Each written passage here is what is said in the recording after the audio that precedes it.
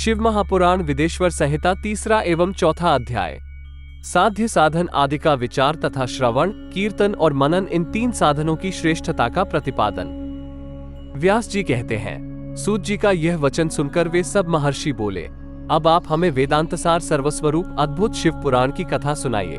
सूत जी ने कहा, आप सब महर्षिगण रोग शोक से रहित कल्याणमय भगवान शिव का स्मरण करके पुराण प्रवर शिव पुराण की, जो वेद के सार तत्व से प्रकट हुआ है, कथा सुनिए। शिव पुराण में भक्ति, ज्ञान और वैराग्य, इन तीनों का प्रीतिपूर्वक गान किया गया है और वेदांत वेद्य सद्वस्तु का विशेष रूप से वर्णन है। इस वर्तमान कल्प में जब सृष्टि कर्म आरंभ हुआ था, उन दिनों 6 कुलों के महर्षि परस्पर वाद विवाद करते हुए कहने लगे, अमुक वस्तु सबसे उत्कृष्ट है और अमुक नहीं है। उनके इस विवाद ने अत्यंत महान रूप धारण कर लिया।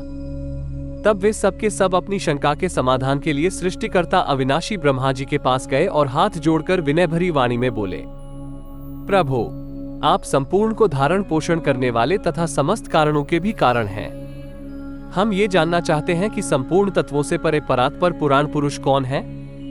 ब्रह्मा जी ने कहा, जहां से मन सहित वाणी उन्हें न पाकर लौट आती है, तथा जिनसे ब्रह्मा, विष्णु, रुद्र और इंद्र आदि से युक्त ये संपूर्ण जगत समस्त भूतों एवं इंद्रियों के साथ पहले प्रकट हुआ है, वे ही ये देव। महादेव सर्वज्ञ एवं संपूर्ण जगत के स्वामी हैं। ये ही सबसे उत्कृष्ट हैं। भक्ति से ही इनका साक्षात्कार होता है, दूसरे किसी उपाय से कहीं इनका दर्शन नहीं होता।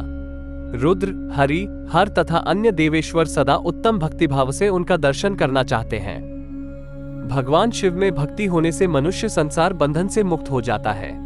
देवता के कृपा प्रसाद से उनमें भक्ति होती है और भक्ति से देवता का कृपा प्रसाद प्राप्त होता है। ठीक उसी तरह जैसे यहाँ अंकुर से बीज और बीज से अंकुर पैदा होता है।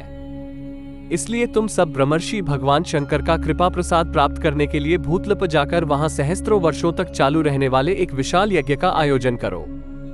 इन यज्ञपति भगवान शिव की ही कृपा से वेदोक्त विद्या के सारभूत साध्य साधन का ज्ञान होता है।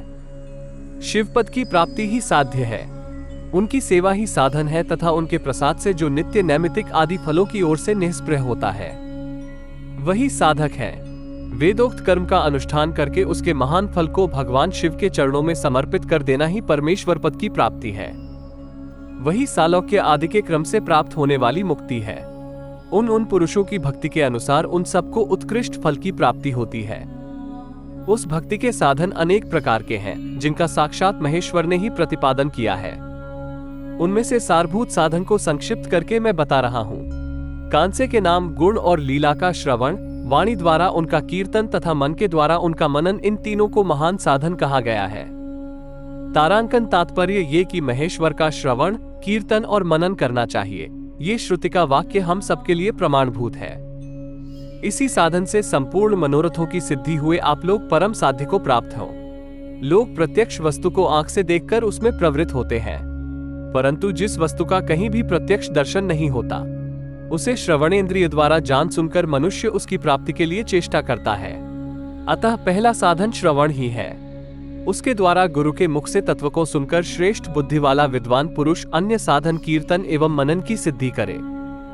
क्रमशः मनन पर्यंत इस साधन की अच्छी तरह साधना कर लेने पर उसके द्वारा सालोक्य आदि के क्रम से धीरे धीरे भगवान शिव का संयोग प्राप्त होता है। पहले सारे अंगों के रोग नष्ट हो जाते हैं, फिर सब प्रकार का लौकिक आनंद भी विलीन हो जाता है। भगवान शंकर की पूजा, उनके नामों के जप तथा उनके गुण, रूप, विलास और नामों का युक्तिपरायण चित्त के द्वारा जो निरंतर परिशोधन या चिंतन होता है, उसी को मनन कहा गया है। वो महेश्वर की कृपा दृष्टि से उपलब्ध होता है।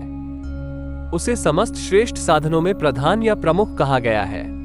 सूत जी कहते हैं, मुनीश्वरों, इस साधन का महात्म्य बताने के प्रसंग में मैं आप लोगों के लिए एक प्राचीन वृतांत का वर्णन करूंगा, उसे ध्यान देकर आप सुने। पहले की बात है, पराशर मुनि के पुत्र मेरे गुरु व्यासदेव जी सरस्वती नदी के सुंदर तट पर तपस्या कर रहे थे। एक दिन सूर्यतुल्य तेजस्वी विमान से यात्रा करते हुए भगवान सनय कुमार अकस्मात वहां जा पहुंचे। उन्होंने मेरे गुरु को वहां देखा। वे ध्यान में मग्न थे। उससे जगने पर उन्होंने ब्रह्मपुत्र सनय कुमार जी को अपने सामने उपस्थित देखा। देखकर वे बड़े वेग से उठे और उनके चरणों में प्रणाम करके मुनि ने उन्हें अर्घ्य दिया और देवता के बैठने योग्य आसन भी अर्पित किया। तब प्रसन्न हुए भगवान सनय कुमार विनीत भाव से खड़े हुए व्यास जी से गंभीर वाणी में बोले, मुने, तुम सत्य वस्तु का चिंतन करो। वह सत्य पदार्थ भगवान शिव ही हैं, जो तुम्हारे साक्षात्कार के विषय होंगे। भगवान शंकर का श्रवण, कीर्तन, मनन ये 3 महत्तर साधन कहे गए हैं। ये तीनों ही वेद सम्मत हैं। पूर्व काल में मैं दूसरे साधनों के संभ्रम में पड़कर घूमता घामता मंदराचल पर जा पहुंचा और वहां तपस्या करने लगा।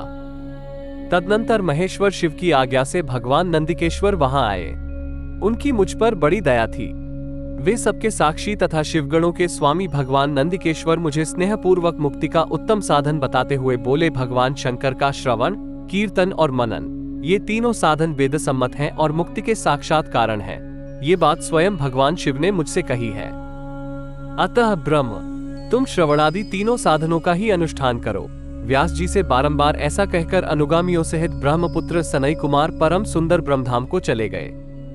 इस प्रकार पूर्व काल के इस उत्तम वृतांत का मैंने संक्षेप से वर्णन किया है। ऋषि बोले, सूत जी, श्रवणादि 3 साधनों को आपने मुक्ति का उपाय बताया है, किंतु जो श्रवण आदि तीनों साधनों में असमर्थ हो, वो मनुष्य किस उपाय का अवलंबन करके मुक्त हो सकता है? किस साधनभूत कर्म के द्वारा बिना यत्न के ही मोक्ष मिल सकता है?